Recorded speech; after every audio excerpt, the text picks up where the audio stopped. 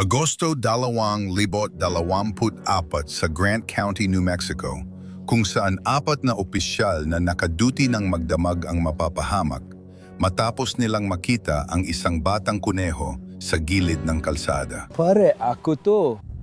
Pero ang cute ng kuneho.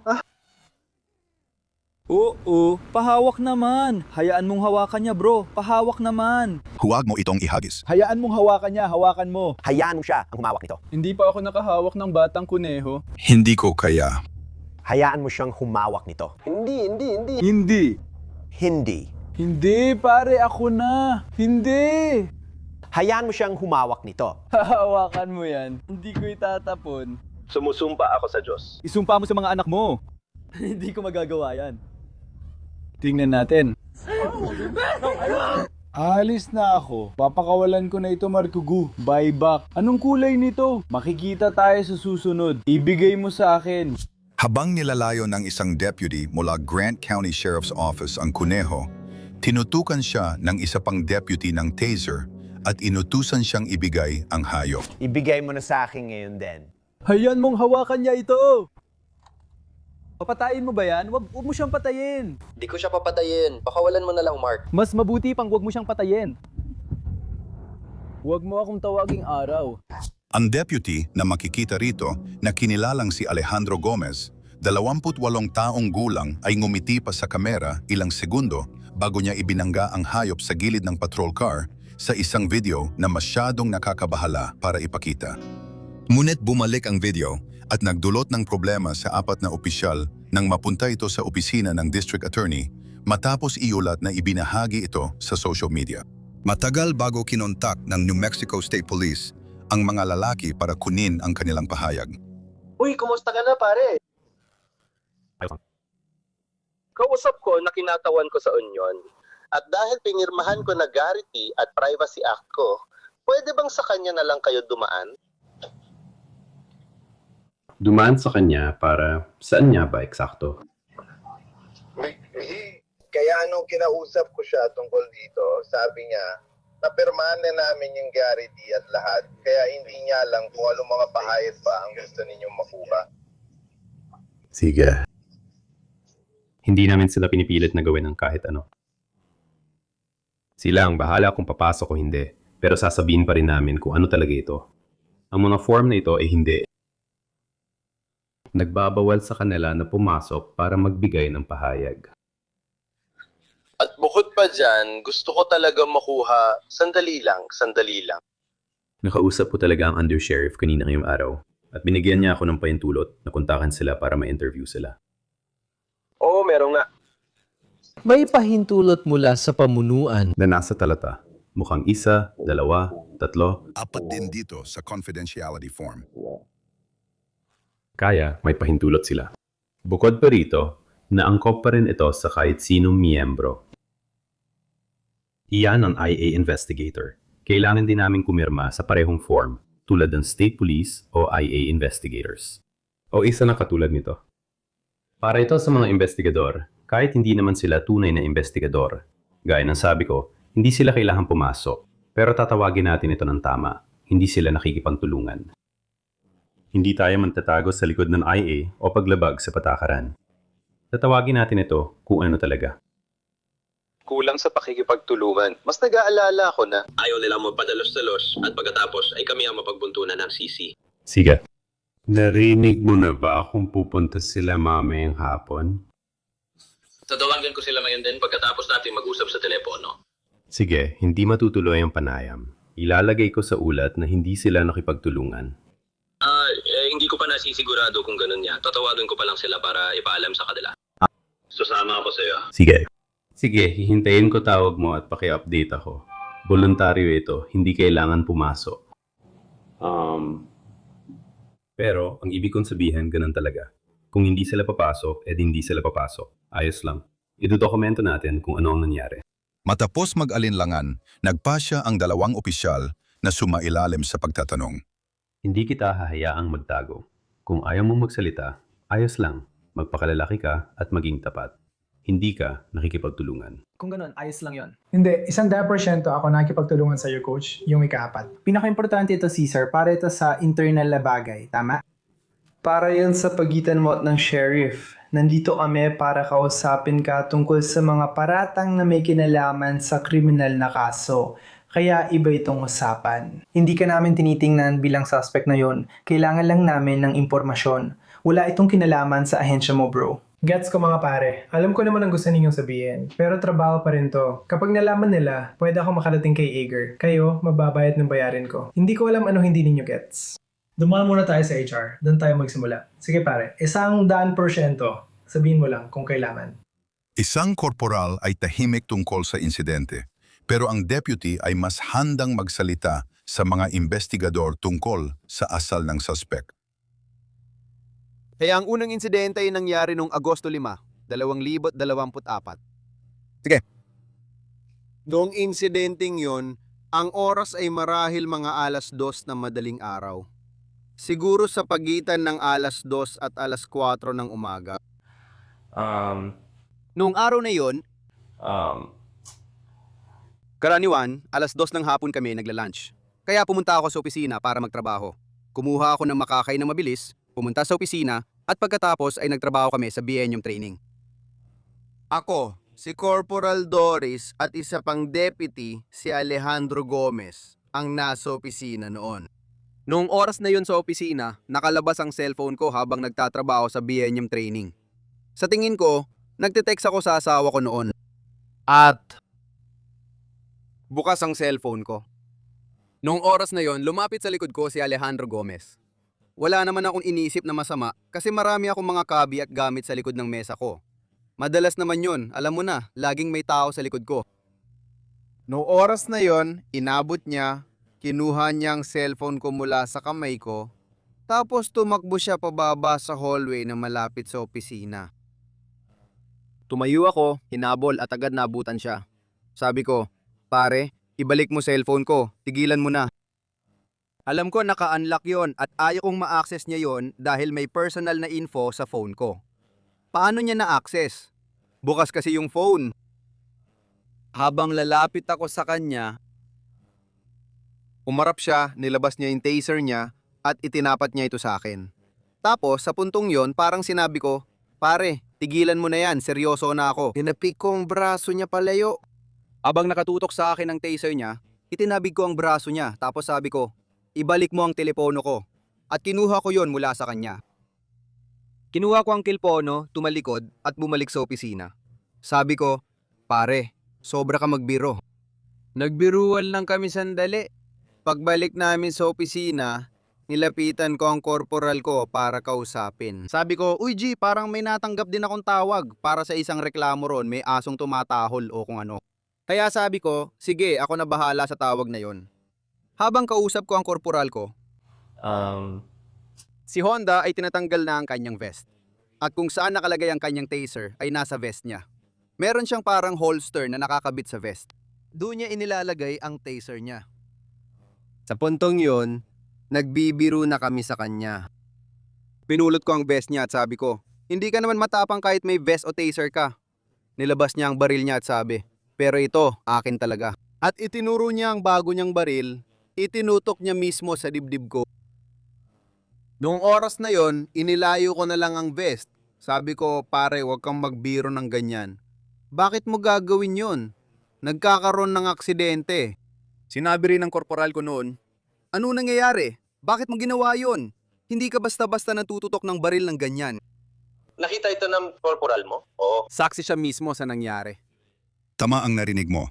Ibinunyag ng deputy na sa mga araw bago ang insidente ng kuneho, di umano'y iwinasiwas ni Deputy Gomez ang taser at baril, habang ang mga empleyado ng gobyerno ay, ika nga, naglolokohan. Ilang araw matapos nun, noong Agosto 16, 2024 isa yon sa mga araw ng aking day off.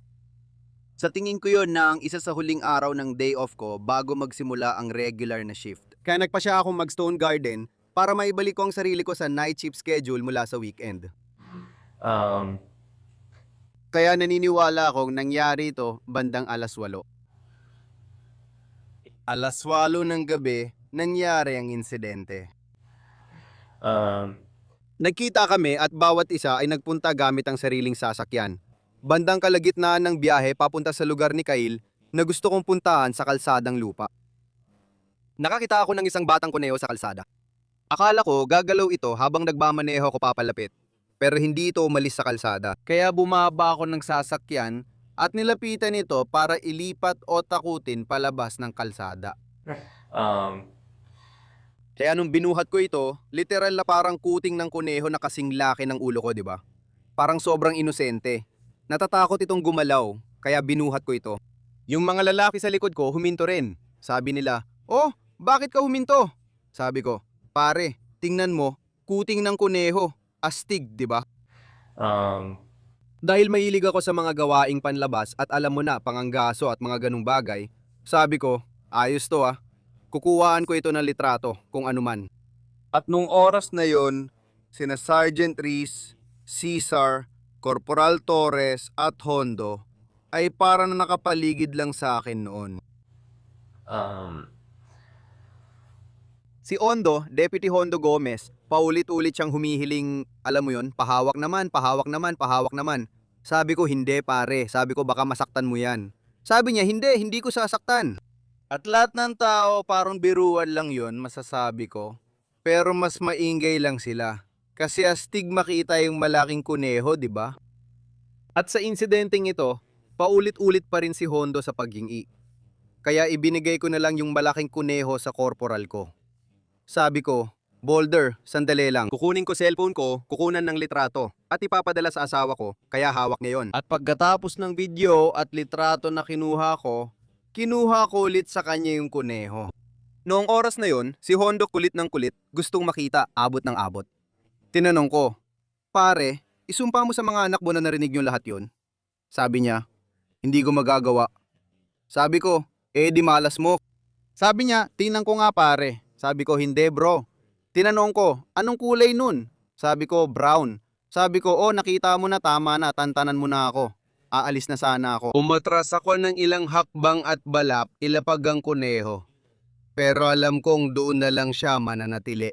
At makatapakan niya yon o kunin o kung ano man ang gawin niya. Kaya inaasahan ko na yung masama. Pero nung yumuko ako para ilapag yon, inugot ni Deputy Alejandro Gomez ang kanyang taser at itinutok sa akin. Nakita ko na umilaw yung taser at yung laser ay direkta na nakatutok sa katawan ko. Nung nakita ko yung laser sa katawan ko, naisip ko, sige na bro, ayan na, kitang-kita mo na. Parang itutok mo ang taser mula bewang pataas. At umasa na sana talaga nitong mapakalma yung sitwasyon. Umasa ako na baka makita niya lang yon at baka, ewan ko, ibaba na lang niya. Hindi na pakialaman pa. Pagkaabot ko sa kanya, bigla niya inihagis ang kuneho sa gilid ng unit ko. Halos agad itong namatay. At sa mga oras na yon, napansin ko na si Sergeant Brandon Reese ay kumukuha ng video halos buong insidente. At kapag natapos ng video, maririnig mo ako sa video na nagsasabi ng parang grabe. At sinabi ko, grabe pare. Tapos sa dulo, sinabi ko, isa kang walang kwenta. Parang ang sama nun, bakit mo ginawa yon? Nakita ko yung kuneho sa lupa na nanginginig, kaya kinuha ko siya. Ayokong gamitin ang baril ko o anumang paraan para tapusin ang paghihirap nito. Kaya kinuha ko yung kuneho, inilagay ko sa harap ng gulong ng sasakyan ko, at saka ko inusad ang sasakyan. Galit na galit ako sa nangyari. Ikinuwento ng deputy ang umano'y ginawa ni Alejandro sa insidente ng kuneho bago talakayin ang isa pang paratang ilang oras matapos iyon. Inalis ko sa holster ang serbisyong baril ko at itinuro ko ito sa tapat na direksyon mula sa pwesto nila. Inugot ko ang serbisyong baril ko, itinuro, binuksan ilaw at sabi, "Ayos, gumagana pala." Nagulat ako kasi matagal nang hindi na-charge yun, pero gumagana pa. Kaya binalik ko sa holster. Pagharap ko, biglang binunot ni Hondo ang baril at sinabing, "Tingnan ko nga kung gumagana rin ang akin." Sabay tutok sa mukha ko. Bigla kong umiwas at sabi ko, "Pare, anong ginagawa mo? Itago mo yung baril." Sabi niya, Tinitingnan ko lang kung gumagana ilaw ko. Tapos, ay oo, wala pala akong ilaw. Tuwing ginagawa niya yung galaw na yon, tinitingnan ko siya at yung baril sa kamay niya. Wala naman siya nakakabit na ilaw sa baril niya. Nagbibiro lang pala siya. Pero ang punto, tuwing tinutukan niya ako ng baril, may mga aksidenteng talagang nangyayari. At ako naman parang grabe, nakakagulat talaga. Yun na halos ang buod ng mga nangyari. Pero ang pinaka nakakabahala sa lahat ay yung akala ko. Alam mo yun? Pinatay niya yung inosenteng kuneho. At syempre, hindi maganda yung kalokohan gamit ang armas at mga ganung bagay. Sa mga insidenteng yon, naisip ko na baka yung sarhento o kung sino man ay magpapataw ng aksyong pandisiplina. Tama. Alam mo yon? At parang walang nangyari. At naghintay muna ako ng ilang linggo bago ko talaga masabi sa'yo kung kailan ko ginawa ang reklamo. Kaya nagsampa ka ng formal na reklamo. Oo. Noong Setyembre 23, 2024, sige, alas 5:54 ng hapon. Iyan ang oras nagsampa ako ng formal na reklamo kay Kapitan Gallegos. Okay. Sa dulo ng panayam, pinatay niya ang recorder. Sabi niya, basta sabihin mo, hindi. Pagkatapos ng ipinakitang video, sabi niya, hindi namin iniimbestigahan ang insidenteng yon. Iniimbestigahan namin ang pagtutok niya ng baril sayo. Sabi ko, okay. Sabi niya, kaya kailangan naming magbukas ng bagong internal na investigasyon dahil sa ipinakita mo ngayong araw. Sabi ko, oo, ayos lang. Sabi niya, gusto ko lang malaman mo na nakisali ka sa kalokohan. Sabi ko, parang feeling ko pananakot lang talaga yon. Hindi ko alam kung ano yun. Pero parang sige, sabi ko. Tapos sabi niya, so ikaw malamang lumalabag ka sa patakaran. At sabi ko, At sinabi niya ito nang hindi naka-record. oo, pagkatapos lang namin matapos, oo. Apat na empleyado ng Grant County Sheriff's Office na sangkot sa insidente ay natanggal sa trabaho makalipas ang ilang buwan. Kabilang ang nagreklamo na nagtangkang ilayo ang kuneho sa suspect. Ilang linggo matapos ang tapat na panayam ng deputy na nabunyag, dumalaw ang mga investigador sa opisina ng sheriff habang hinihintay si Deputy Gomez. Nung araw, wala pa kaming body cam at puro kalokohan lang. Nung nagsimula ako dito, marami akong pwedeng gawin na hindi nahuhuli nun. Gotta be careful, man. Narito ang audio na naitala sa video. You gotta be careful, man. At hindi ito kasing tindena na yon. Ano ma yon? Kasamang mga demanda at kung ano-ano pa, mga tao. Kailangan ka naming habulin. Alam mo, ang dami naming hinaharap. Mga matitinding reklamo at mga ganyan, pre. Oh, kailangan ko ng mabilis ang booking. Alam mo yung ibig kong sabihin? Oo. Siguraduhin ninyo na, alam mo, sa panig namin, ito ang trabaho namin na kailangan namin gawin. At sana, kayo rin. At sana, kayo rin sa panig ninyo ay ayusin ito parang, uy pare, ganyan talaga. Sige. Sana maayos na yan. Gusto ko nang siguraduhin ligtas ang lahat, bro. Ayusin natin yan. Ayos, sige. Sige. Papi! Hindi, alam ko.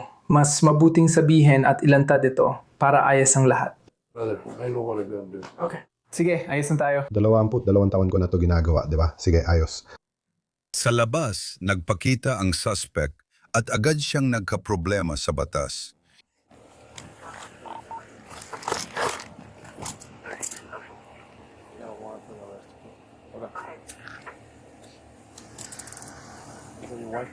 Maaari mo bang malaman kung anong hinusgahan sa akin? Salamat mga pare. Arestuin na si Ginong Gomez. Babasahin ko ang warrant niya. Ang nasa warrant niya ay 4 na bilang ng matinding pananakit sa isang alagad ng batas gamit ang nakamamatay na sandata at isang bilang ng labis na kalupitan sa mga hayop. Hindi ako sigurado kung alam mo ang tungkol sa investigasyon na nangyayari. Iyan ang dahilan kung bakit kami nandito, okay? Gusto ko rin ipalam sa'yo na igagalang siya at walang ibang gagawin kundi tratuhin siya ng may respeto. Simula ngayon, okay? At gusto lang namin bigyan ka ng update tungkol sa nangyayari. Sasama siya sa state police, okay? Sinabi ko na ayos na. Kung gusto mo ikaw ang may control dito, hindi ko alam. Kung gusto mo, ibabalik ko na lang sa'yo. Hindi ko alam yan, kuya. Pinapaalam lang namin sa kanya kung anong nangyayari. Sinabi lang namin sa kanya na igagalang ka, okay? Gusto mo ba makipag-usap? Mukhang gusto ka rin niyang kausapin. Pero kung gusto niya, oo. Sige, sa tingin ko hindi. Nasaan si Emma? Ayos ka lang ba?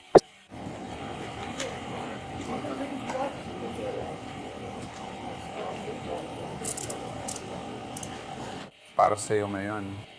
Gusto mo na tulong?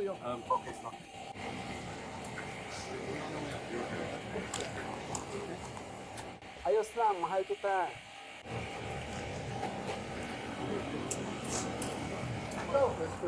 Nagsinungaling kayo sa amin. Pare, nagsinungaling kayo sa amin.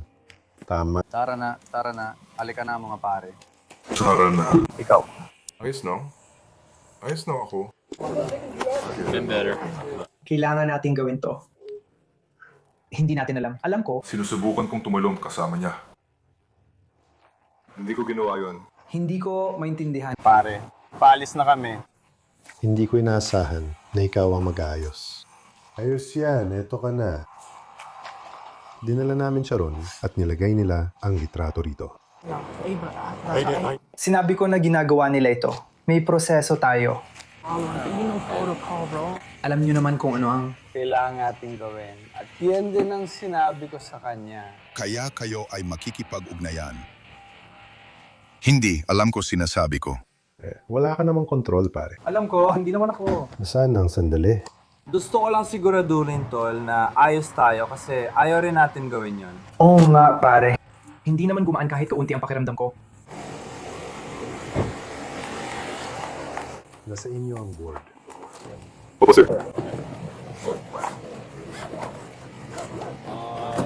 Papatayin ko na lang ito.